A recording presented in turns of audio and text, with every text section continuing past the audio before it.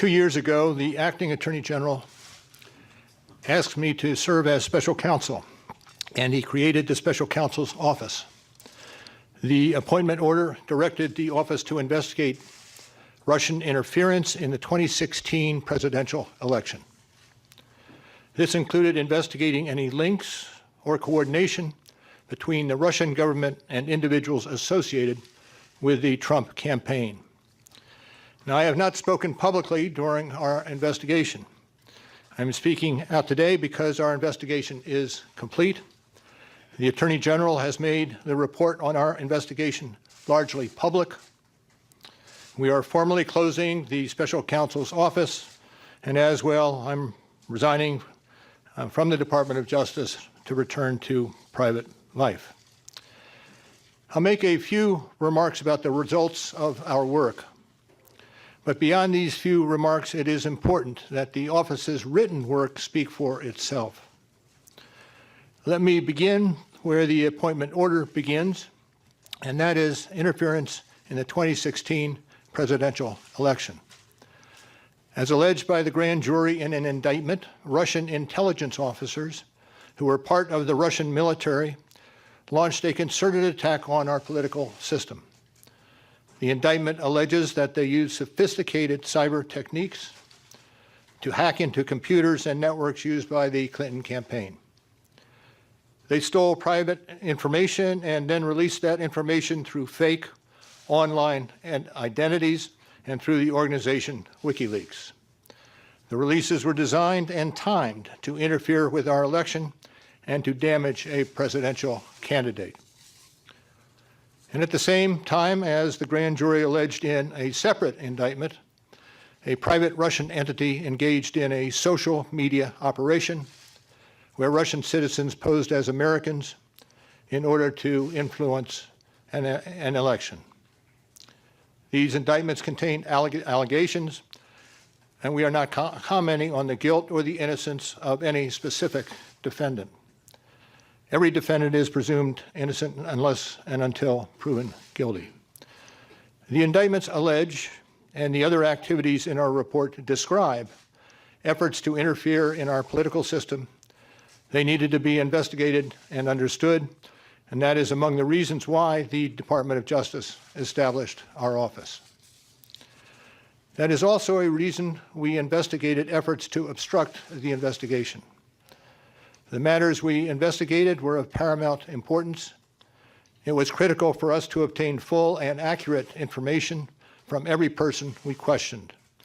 When a subject of an investigation obstructs that investigation or lies to investigators, it strikes at the core of the government's effort to find the truth and hold wrongdoers accountable. Let me say a word about the report. The report has 2 parts, addressing the 2 main issues we were asked to investigate. The first volume of the report details numerous efforts emanating from Russia to influence the election. This volume includes a discussion of the Trump campaign's response to this activity, as well as our conclusion that there was insufficient evidence to charge a broader conspiracy. And in the second volume, the report describes the results and analysis of our obstruction of justice investigation involving the president. The order appointing me special counsel authorized us to investigate actions that could obstruct the investigation. And we conducted that investigation, and we kept the office of the acting Attorney General apprised of the progress of our work. And as set forth in the report, after that investigation, if we had had confidence that the president clearly did not commit a crime, we would have said so. We did not, however, make a determination as to whether the president did commit a crime. The introduction to the Volume 2 of our report explains that decision. It explains that under long-standing department policy, a president cannot be charged with a federal crime while he is in office. That is unconstitutional. Even if the charge is kept under seal and hidden from public view, that too is prohibited. The special counsel's office is part of the Department of Justice, and by regulation, it was bound by that department policy. Charging the president with a crime was therefore not an option we could consider. The department's written opinion explaining the policy makes several important points that further informed our handling of the obstruction investigation. Those points are summarized in our report, and I will describe two of them for you. First, the opinion explicitly permits the investigation of a sitting president because it is important to preserve evidence while memories are fresh and documents available. Among other things, that evidence could be used if there were co-conspirators who could be charged now. And second, the opinion says that the Constitution requires a process other than the criminal justice system to formally accuse a sitting president of wrongdoing. And beyond department policy, we were guided by principles of fairness. It would be unfair to potentially accuse somebody of a crime when there can be no court resolution of the actual charge. So that was Justice Department policy. Those were the principles under which we operated, and from them we concluded that we would not reach a determination one way or the other about whether the president committed a crime. That is the office's final position, and we will not comment on any other conclusions or hypotheticals about the president. We conducted an independent criminal investigation and reported the results to the Attorney General, as required by department regulations. The Attorney General then concluded that it was appropriate to provide our report to Congress and to the American people. At one point in time, I requested that certain portions of the report be released. The Attorney General preferred to make the entire report public all at once, and we appreciate that the Attorney General made the report largely public, and I certainly do not question the Attorney General's good faith in that decision. Now, I hope and expect this to be the only time that I will speak to you in this manner. I am making that decision myself. No one has told me whether I can or should testify or speak further about this matter. There has been discussion about an appearance before Congress.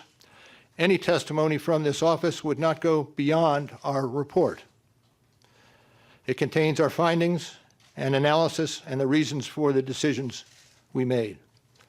We chose those words carefully, and the work speaks for itself. And the report is my testimony. I would not provide information beyond that which is already public in any appearance before Congress.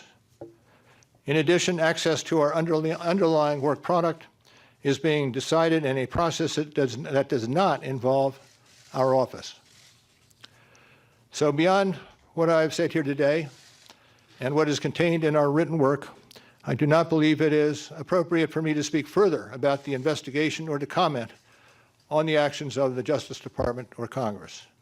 And it's for that reason I will not be taking questions today as well. Now, before I step away, I want to thank the attorneys, the FBI agents, the analysts, the professional staff who helped us conduct this investigation in a fair and independent manner. These individuals, who spent nearly 2 years with the special counsel's office, were of the highest integrity. And I will close by reiterating the central allegation of our indictments, that there were multiple, systematic efforts to interfere in our election. And that allegation deserves the attention of every American. Thank you. Thank you for being here today. Sir, if you're subpoenaed, will you be No question. A 10-minute statement from Robert Mueller, the special counsel, soon to be the former special counsel, with some significant news, Jake, especially his point, what he has said, not saying anymore, doesn't want to have to go before Congress and testify. He defended the investigation. He was very specific in articulating its conclusions? There were a number of things he said that could be interpreted as specific pushbacks to things that we hear from the White House. But I have to say, the last statement he made, one presumes that he thinks that is the most important thing that he's saying, because it's what he's leaving everybody with. And that is, there were multiple systematic attempts by the Russians to interfere in the 2016 election. And that is something that amidst all of the political back and forth, all of the false claims from the White House and from the president's detractors, keeps getting lost. Other countries are trying to interfere in our elections, and we are not, according to experts, doing enough to stop that. And that is, I think, what he wanted his last message to be.